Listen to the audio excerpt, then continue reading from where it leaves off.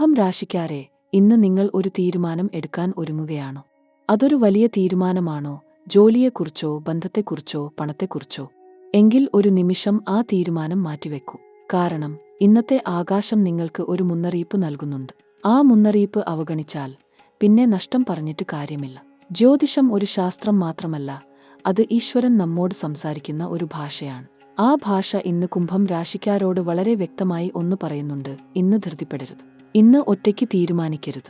ഇന്ന് ഗ്രഹങ്ങൾ നിങ്ങളെ ഒരു പ്രത്യേക ദിശയിൽ നയിക്കാൻ ഒരുങ്ങുകയാണ്. ഈ നിമിഷം ശനി നിങ്ങളുടെ രാശിയുടെ മേൽ ഒരു കനത്ത ദൃഷ്ടി പതിപ്പിച്ചിരിക്കുകയാണ്. ഗുരു ഒരു സൂക്ഷ്മമായ ഒടുക്കത്തിന്റെ നിഴൽ ഇടുന്നുണ്ട്.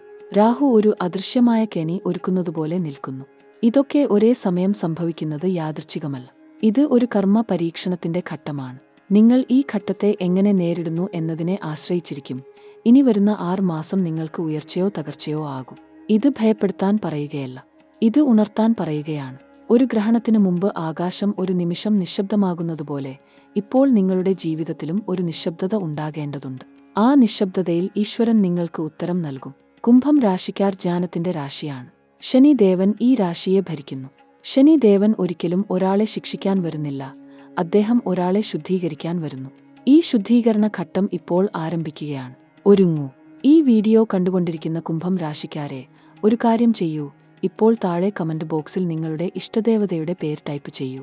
ഓം നമഃ ശിവായ എന്നോ, ജയ് അമ്മ എന്നോ, ശ്രീകൃഷ്ണ എന്നോ, ഏത് ദേവതയോടാണ് നിങ്ങൾ ഹൃദയത്തിൽ ഏറ്റവും ചേർന്ന് നിൽക്കുന്നത് ആ പേര് ഇവിടെ ഇടൂ. ആ ഒരൊറ്റ ആക്ടിൽ ഒരു ആത്മീയ ഊർജ്ജമുണ്ടാകും. ഇത് വെറും വിശ്വാസം അല്ല, ഇത് ഒരു കർമ്മചലനമാണ്. ഈ വീഡിയോ നിങ്ങൾക്ക് ഉപകാരപ്പെട്ടു എന്ന് തോന്നുന്നുവെങ്കിൽ ഒരു ലൈക്ക് ഇടൂ. അത് ഈ ജ്ഞാനം കൂടുതൽ ആളുകളിലേക്ക് എത്തിക്കാൻ സഹായിക്കും. നിങ്ങളുടെ ഒരു ഷെയർ ആരെങ്കിലും ഒരാളുടെ ജീവിതത്തിൽ ഒരു ഉണർവ് ഉണ്ടാക്കിയേക്കാം. ആ പുണ്യം നിങ്ങൾക്ക് തന്നെ തിരിച്ചു കിട്ടും. ഇനി നിങ്ങളുടെ സ്വന്തം ജാതകം വിശദമായി അറിയണമെങ്കിൽ, ജോലിയെക്കുറിച്ചോ വിവാഹ പൊരുത്തം നോക്കണമെങ്കിലോ, ജീവിതത്തിൽ ഇനി വരുന്ന ഘട്ടത്തെക്കുറിച്ചോ കമന്റ് ബോക്സിൽ വിശദ വിവരങ്ങൾ ഉണ്ട്. ആ വഴിയിൽ ബന്ധപ്പെടൂ. ഈശ്വരൻ തന്നെ ആ വഴി തുറക്കും. ഇനി ഗ്രഹങ്ങളെക്കുറിച്ച് സംസാരിക്കാം.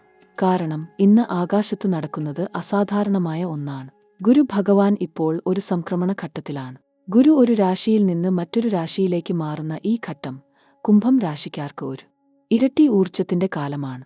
ഒരു ഭാഗത്ത് അനുഗ്രഹം, മറ്റൊരു ഭാഗത്ത് ഒരു ചെറിയ അബദ്ധം ചെയ്താൽ ഉടൻ ഫലം. ഇതാണ് ഗുരുവിന്റെ ഈ ഘട്ടം. ഗുരു നല്ലവരെ ഉയർത്തും, പക്ഷേ അഹങ്കാരികളെ നിലത്ത് ഇടും. ഈ ഘട്ടത്തിൽ വിനയം ഒരു കവചം പോലെ പ്രവർത്തിക്കും. ശനി ദേവൻ കുംഭം രാശിക്കാർക്ക് ഒരു ദീർഘകാല പദ്ധതി ഒരുക്കുകയാണ്.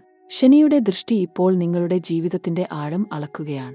നിങ്ങൾ ചെയ്ത കഠിനാധ്വാനം, നിങ്ങൾ കാത്ത ക്ഷമ, നിങ്ങൾ സഹിച്ച ദുഃഖം, ഇതൊക്കെ ശനി കണക്കെടുക്കുന്നുണ്ട്.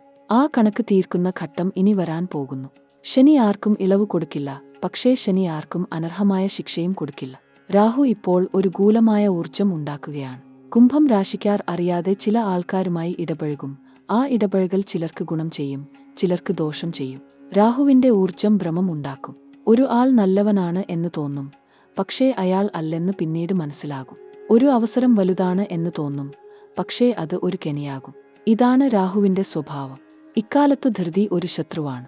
കേതു ആകട്ടെ നിങ്ങളുടെ ഉള്ളിൽ ഒരു ആത്മീയ ഉണർവ് ഉണ്ടാക്കുകയാണ്. പഴയ ചില ഓർമ്മകൾ വരും, പഴയ ചില ബന്ധങ്ങൾ മനസ്സിൽ തെളിയും.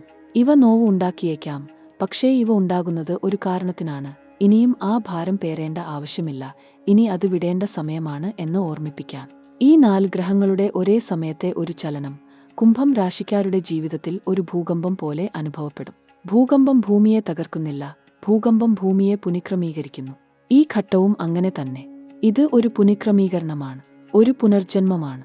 ഗ്രഹങ്ങൾ ഒരു കൊടുങ്കാറ്റ് ഒരുക്കുമ്പോൾ ഈശ്വരൻ ഒരു കുട കൂടിത്തരും. ആ കുടയാണ് പരിഹാരം, ആ കുടയാണ് ആത്മീയ രക്ഷ. കുംഭം രാശിക്കാർ ഈ ഘട്ടത്തിൽ ചില കാര്യങ്ങൾ ശ്രദ്ധിച്ചാൽ ഗ്രഹദോഷങ്ങൾ ഗ്രഹാനുഗ്രഹങ്ങളായി മാറും. ആദ്യം ശനി ദേവനെ പ്രസാദിപ്പിക്കൂ. എല്ലാ ശനിയാഴ്ചയും രാവിലെ വടക്ക് ദിശ നോക്കി ഒരു ദീപം കൊളുത്തു. എള്ള് എന്ന ദീപം ഏറ്റവും ഉത്തമം. ഓം ശം ശനൈശ്ചരായ നമ എന്ന് 7 തവണ ഉരുവിടൂ. ഈ ഒരൊറ്റ കാര്യം ശനിയുടെ കർക്കശമായ ദൃഷ്ടിയെ ഒരു സൗമ്യ ദൃഷ്ടിയാക്കി മാറ്റും. രണ്ടാമത്, ഈ ഘട്ടത്തിൽ ദാനം ചെയ്യൂ. ദരിദ്രരായ ആൾക്കാർക്ക് ഭക്ഷണം കൊടുക്കൂ. ഒരു പക്ഷിക്ക് ധാന്യം ഇടൂ, ഒരു പശുവിന് പുല്ല് കൊടുക്കൂ. ഇത് ചെറിയ കാര്യങ്ങൾ ആണ്, പക്ഷേ ഈ ചെറിയ കാര്യങ്ങൾ വലിയ കർമ്മഭാരം ഇറക്കിവെക്കും. ദാനം ഒരു ആത്മീയ ശുദ്ധീകരണമാണ്. ദാനം ചെയ്യുന്നവർക്ക് ഈശ്വരൻ ഇരട്ടി തിരിച്ചു നൽകും. മൂന്നാമത്, ഈ ഘട്ടത്തിൽ ആരോടും വഴക്കിടരുത്. കോപം ഈ ഘട്ടത്തിൽ നിങ്ങൾക്ക് ഒരു ശത്രുവാണ്. ഒരു വാക്ക് ഒരു ബന്ധം തകർക്കും. ഒരു തീരുമാനം ഒരു ജീവിതം മാറ്റും. വായ അടച്ചു പിടിക്കൂ, ഉള്ളം തുറക്കൂ, ഈശ്വരനോട് സംസാരിക്കൂ. ആ സംഭാഷണമാണ് ഇപ്പോൾ ഏറ്റവും ആവശ്യം. 4 ഒരു ക്ഷേത്രത്തിൽ പോകൂ. നീ ദേവന്റെ ക്ഷേത്രമോ ഭൈരവന്റെ ക്ഷേത്രമോ അല്ലെങ്കിൽ നിങ്ങളുടെ കുലദൈവത്തിന്റെ ക്ഷേത്രമോ ഏത് ക്ഷേത്രമാണ് ഹൃദയം പറയുന്നത് അവിടെ പോകൂ. ഒന്നും ചോദിക്കേണ്ട, ഒന്നും ആവശ്യപ്പെടേണ്ട. ദൈവത്തിന്റെ മുന്നിൽ നിന്ന് ഒരു കണ്ണീർ വന്നാൽ ആ കണ്ണീർ ഒഴുകട്ടെ. ആ കണ്ണീരാണ് ഏറ്റവും വലിയ പ്രാർത്ഥന. 5 ഉറക്കത്തിനു മുമ്പ് ഒരു ദീർഘനിശ്വാസം എടുക്കൂ. ഇന്ന് ഉണ്ടായ ഒരു ദോഷമുണ്ടെങ്കിൽ, ഒരു ദേഷ്യം, ഒരു അസൂയ, ഒരു ദുർവിചാരം, അത് ഈശ്വരൻ സമർപ്പിച്ചു ഉറങ്ങൂ. ഈശ്വരാ, ഇന്ന് ഞാൻ ചെയ്ത തെറ്റ് ഞാൻ അറിയാതെ ചെയ്തതാണ്, ദൈവമേ ക്ഷമിക്കണം, ഇത്രയും പറഞ്ഞു ഉറങ്ങൂ. ആ ഉറക്കം ഒരു ആത്മീയ ചികിത്സയാണ്. ഈ ഘട്ടത്തിൽ ഒരു കാര്യം ഓർക്കൂ, ഈശ്വരൻ ഒരിക്കലും ഒരു ജീവനെ ഒറ്റയ്ക്ക് വിടില്ല. ഒരു കൊടുങ്കാറ്റുണ്ടാകുമ്പോൾ ആ കൊടുങ്കാറ്റ് കഴിഞ്ഞ് ഒരു തെളിഞ്ഞ ആകാശം ഉണ്ടാകും. ആ ആകാശം കാണാൻ ക്ഷമ വേണം. ആ ക്ഷമ കുംഭം രാശിക്കാരുടെ ഏറ്റവും വലിയ ശക്തിയാണ്. ഇനി ജീവിതത്തിന്റെ ഏറ്റവും പ്രധാനപ്പെട്ട ഒരു ഭാഗത്തെക്കുറിച്ച് സംസാരിക്കാം: ജോലി, ബിസിനസ്, പണം. കുംഭം രാശിക്കാർ ഈ ഘട്ടത്തിൽ ജോലിയിൽ ഒരു പ്രത്യേക സമ്മർദ്ദം അനുഭവിക്കും. മേലധികാരികളോ സഹപ്രവർത്തകരോ, ചിലപ്പോൾ ഉദ്യോഗസ്ഥ സ്ഥാപനങ്ങൾ തന്നെ, ഒരു ഭാഗത്തു നിന്ന് ഒരു സമ്മർദ്ദം വരും. ഈ സമ്മർദ്ദം നിങ്ങളെ ആകർഷിക്കുന്നത് ഒരു ധൃതി തീരുമാനത്തിലേക്കാണ്. ഈ ജോലി വിടണോ? ഈ ഭാഗീദാരി ഉടയ്ക്കണോ? ഈ ഓഫർ സ്വീകരിക്കണോ? ഇതൊക്കെ ഇന്ന് തീരുമാനിക്കരുത്. ഇന്ന് ഗ്രഹങ്ങൾ ഒരു ഭ്രമം ഉണ്ടാക്കുന്ന ഘട്ടത്തിലാണ്. അടുത്ത 7 ദിവസം ജോലിസ്ഥലത്ത് ഒരു മൗനം പാലിക്കൂ. ആർക്കും ഒരു വ്യക്തിഗത വിവരം കൊടുക്കരുത്.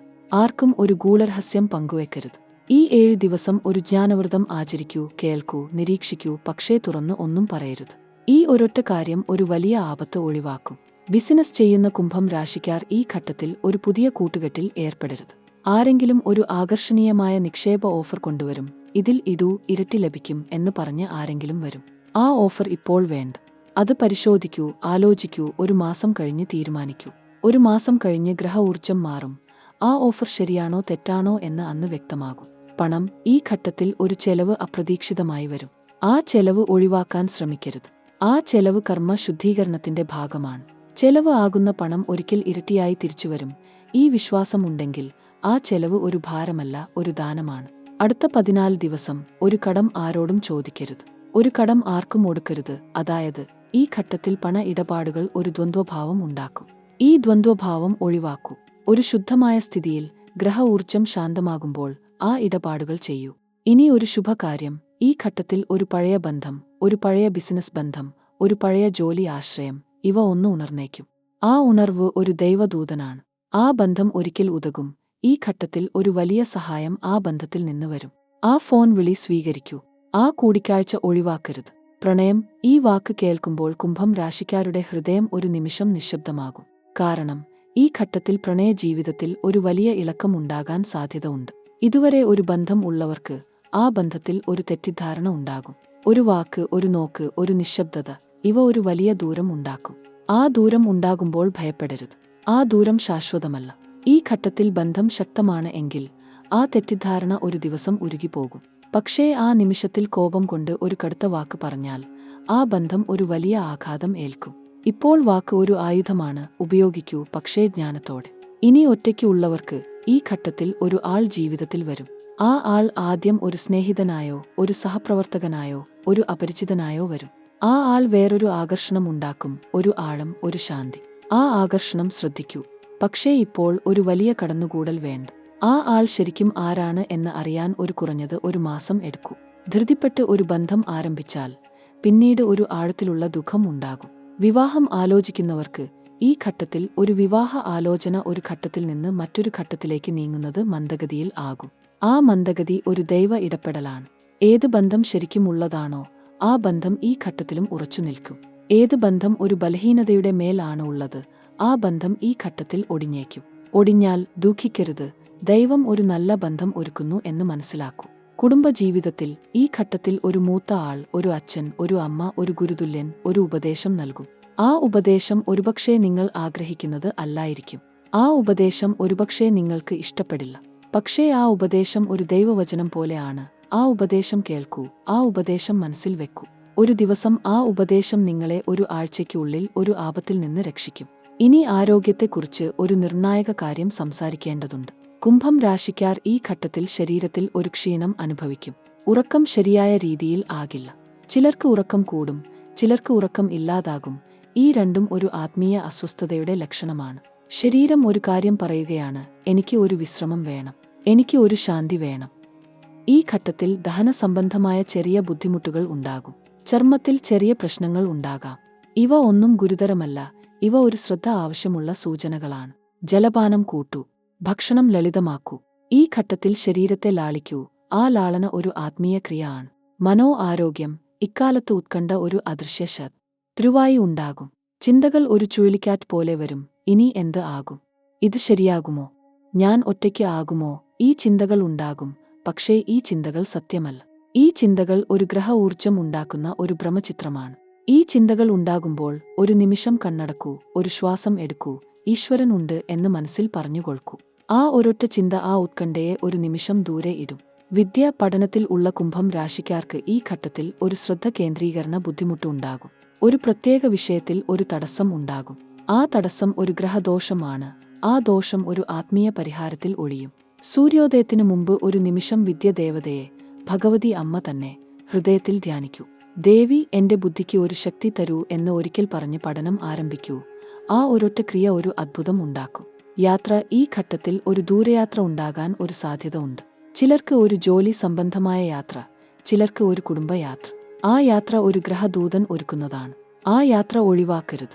ആ യാത്രയിൽ ഒരു നിർണായക കൂടിക്കാഴ്ച, ഒരു നിർണായക ഉത്തരം, ഒരു നിർണായക ഭാഗ്യം ഇവ ഒളിഞ്ഞിരിക്കും. ഇനി ഈ ഭൂമിയിൽ ഒരിക്കൽ മാത്രം ഉണ്ടാകുന്ന ഒരു കർമ്മ വഴിത്തിരിവിനെക്കുറിച്ച് സംസാരിക്കേണ്ടതുണ്ട്. ഈ ഭാഗം ശ്രദ്ധയോടെ കേൾക്കൂ. കുംഭം രാശിക്കാർ ഇന്ന് ഒരു ഇരട്ടി ജന്മഘട്ടത്തിൽ നിൽക്കുകയാണ്. ഈ ഘട്ടം ഒരു ജ്യോതിഷ ഭാഷയിൽ ദ്വൈത കർമ്മസന്ധി എന്ന് അറിയപ്പെടുന്നു. ഒരു ജീവൻ ഒരു ജന്മത്തിൽ ഒരിക്കൽ മാത്രം ഈ ഘട്ടത്തിൽ നിൽക്കും. ഈ ഘട്ടത്തിൽ ഒരു ജീവൻ ഒരു ദിശ തിരഞ്ഞെടുക്കും. ആ ദിശ ആ ജീവന്റെ ഇനി വരുന്ന 20 വർഷം നിർണയിക്കും. ആ ദിശ ഏത്? ഭൗതിക ദിശ പണം, ഭോഗം, ശ്രേഷ്ഠത, അല്ലെങ്കിൽ ആത്മീയ ദിശ ജ്ഞാനം, ശാന്തി, ദൈവഭക്തി. ഈ രണ്ടും ഒരേ സമയം നൽകണം എന്ന് ഈ ഘട്ടം പറയും. ഒന്ന് തിരഞ്ഞെടുക്കൂ. ഭൗതിക ജ്ഞാനം ഉണ്ടെങ്കിൽ ആ ജ്ഞാനം ആത്മീയ ഭൂമിയിൽ ഉറപ്പിക്കൂ. ആ ഉറപ്പുള്ള ഒരു ജ്ഞാനം ഒരിക്കലും ഒടിയില്ല. ഈ ഘട്ടത്തിൽ ഒരു ദർശനം ഉണ്ടാകും. ഒരു സ്വപ്നത്തിൽ, ഒരു ധ്യാനത്തിൽ, ഒരു ഏകാന്ത നിമിഷത്തിൽ, ഒരു ദൈവചിത്രം, ഒരു ദൈവശബ്ദം, ഒരു ദൈവ അനുഭൂതി ഇവ ഒന്നും ഉണ്ടാകും. ആ ദർശനം ഒരു ഭ്രമം അല്ല. ആ ദർശനം ഒരു ദൈവദൂതനാണ്. ആ ദൂതൻ നിങ്ങളോട് ഒന്ന് പറയും, ഭയപ്പെടരുത്, ഞാൻ ഉണ്ട്, ഇനി ഞാൻ നയിക്കും. ആ ദൂതൻ ഒരിക്കൽ വന്ന ഒരു ദൂതൻ ആണ്, ഒരു ജന്മത്തിൽ ഒരിക്കൽ മാത്രം. ആ ദൂതൻ ഒരു ഭക്തന്റെ ഹൃദയത്തിൽ മാത്രം ഇറങ്ങും. കുംഭം രാശിക്കാർ ആ ഭക്തനാണ്. ആ ദൂതൻ ഇനി വരും. ഒരുങ്ങൂ. ഈ ദ്വൈത കർമ്മസന്ധി ഒരു ദ്വാരം പോലെ ആണ്. ആ ദ്വാരത്തിലൂടെ കടന്നാൽ ഒരു പുതിയ ലോകം ഉണ്ടാകും. ആ ലോകത്തിൽ ദുഃഖം ഉണ്ടാകും, ആനന്ദം ഉണ്ടാകും, ഒടുവിൽ ഒരു ആഴ്ചയ്ക്കുള്ളിൽ ഒരു ശാന്തി ഉണ്ടാകും. ഒരിക്കലും ഉണ്ടായിട്ടില്ലാത്ത ഒരു ശാന്തി. ആ ശാന്തിക്കായി ഈ ഘട്ടത്തിലെ ദുഃഖം ഏൽക്കൂ. ആ ശാന്തി നിങ്ങളുടേതാണ്. കുംഭം രാശിക്കാരെ, ഈ യാത്ര ഇന്ന് ഇവിടെ അവസാനിക്കുന്നില്ല. ജീവിതം ഒരു നദിയാണ്. ആ നദി ഒരു കല്ലിൽ തട്ടിയാൽ ഒഴുക്ക് നിൽക്കുന്നില്ല. ആ നദി ആ കല്ലിനെ ചുറ്റി ഒഴുകും. ഇന്ന് നിങ്ങളുടെ ജീവിതത്തിൽ ഉള്ള ഈ ഘട്ടം ഒരു കല്ലാണ്. ആ കല്ലിനെ ചുറ്റി ഒഴുകൂ. ഭയപ്പെടരുത്, നിൽക്കരുത്, ഒഴുകൂ. ഈശ്വരൻ ഒരിക്കലും ഒരു ഭക്തനെ ഒറ്റയ്ക്ക് ഇടില്ല. ഇത്രയും ദുഃഖം ഇന്നുണ്ടെങ്കിൽ ആ ദുഃഖം ഒരു ഊന്നുവടിയാണ്. ആ ഊന്നുവടിയുടെ ആശ്രയം ഉള്ളിടത്തോളം ഈശ്വരൻ അടുത്ത് ഉണ്ടാകും. ആ ദൈവ സാന്നിധ്യം ഒരിക്കലും ഒഴിഞ്ഞു പോകില്ല. ഈ ഘട്ടം കഴിഞ്ഞ് ഒരു ദിവസം നിങ്ങൾ ഈ നാളുകളെ ഓർക്കും. ആ ഘട്ടം ഒരു അനുഗ്രഹം ആയിരുന്നു എന്ന് നിങ്ങൾ ഒരു നിമിഷം ഉള്ളിൽ പറഞ്ഞു ചിരിക്കും. ആ ചിരി ഒരു ഭക്തന്റെ ഏറ്റവും വലിയ ജ്ഞാനമാണ്. ഈ ജ്ഞാനം നിങ്ങൾ കൊണ്ടു നടക്കൂ. ഈ ജ്ഞാനം ഒരാൾക്ക് പങ്കുവെക്കൂ. ഒരു ദിവസം ആ ജ്ഞാനം ഒരു ജീവൻ രക്ഷിക്കും. ആ ജീവൻ ഒരുപക്ഷേ നിങ്ങളുടേത് തന്നെ ആകും. ഈശ്വരൻ കുംഭം രാശിക്കാരെ എല്ലാ ദോഷത്തിൽ നിന്നും രക്ഷിക്കട്ടെ. ഈ ഘട്ടം ഒരു ആധ്യാത്മിക ഉദ്ധാരണത്തിന്റെ ഒരു ആദ്യ ചുവടാകട്ടെ. ഓം ശാന്തി. ഓം ശാന്തി. ഓം ശാന്തി.